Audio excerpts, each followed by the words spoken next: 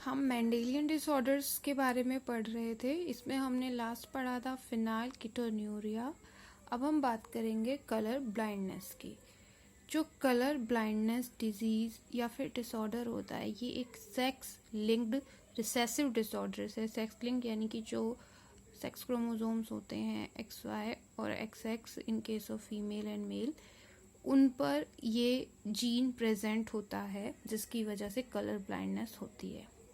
Colour blindness को colour vision deficiency भी कहते हैं। जिस भी पर्सन को कलर ब्लाइंडनेस होती है, तो जो उसकी एबिलिटी होती है डिफरेंशिएट करने की कलर्स में, वो लॉस हो जाती है।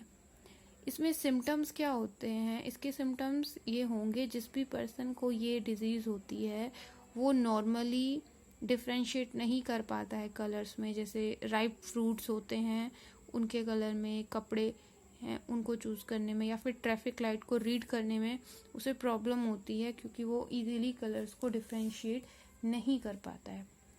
अब इनके कारण क्या होते हैं? ये क्यों होता है?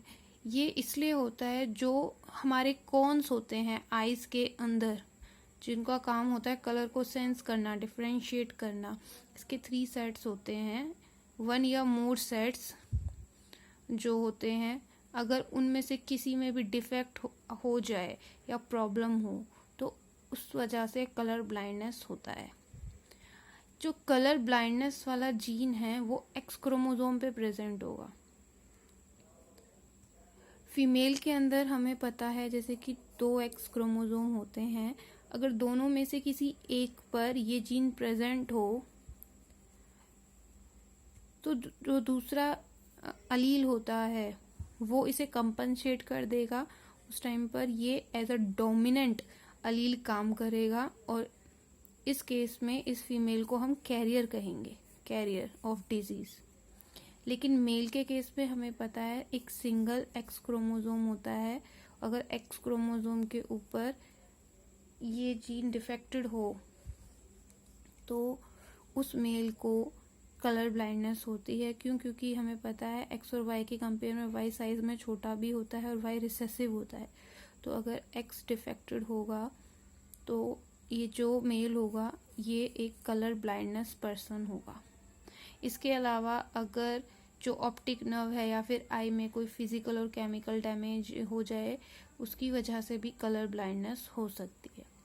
इसके सिम्टम्स अभी हमने डिस्कस किए हैं कि डिफ़िकल्टीज़ होगी डिफरेंशिएट करने में कलर्स और शेड्स को।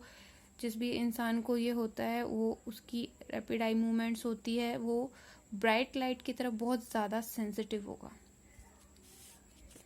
1798 में इंग्लिश केमिस्ट थे जॉन डाल्टन, जिन्होंने इस डिजीज़ की डिस्कवरी की थी। वो खुद उस टाइम पर कलर ब्लाइंडनेस से सफ़र कर रहे थे। कलर ब्लाइंडनेस के 2 टाइप होते हैं, एक होता है मोनोक्रोमी, एक होता है डाइक्रोमी। जैसा कि अभी हमने डिस्कस किया कि 3 जो सेट्स होते हैं कलर सेंसिंग के कॉन्स के लिए, रेड, ब्लू, ग्रीन। अगर 2 या 2 से ज़्यादा कोन पिगमेंट एब्सेंट हो या फिर डैमेज्ड हो, वो कंडीशन होती है मोनोक्रोमी। अगर सिंगल कोई एक कोन पिगमेंट रेड, ब्लू या ग्रीन में से एब्सेंट या फिर डैमेज हो, वो कंडीशन होती है डाइक्रोमी।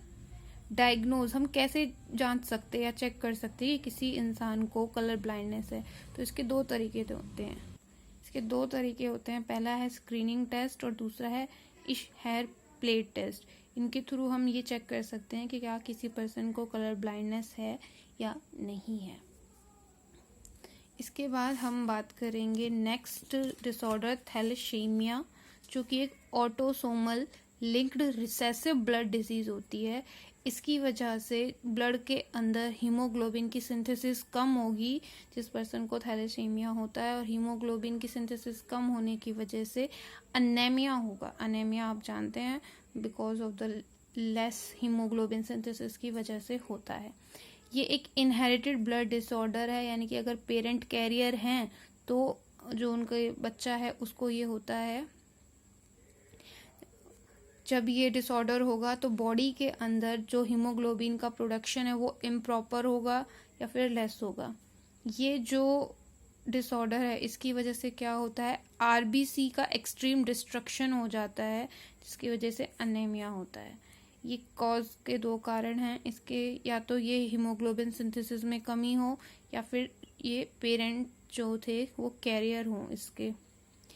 टाइप्स, इसके 2 टाइप्स होते हैं थैलेसीमिया के, अल्फा थैलेसीमिया और बीटा थैलेसीमिया।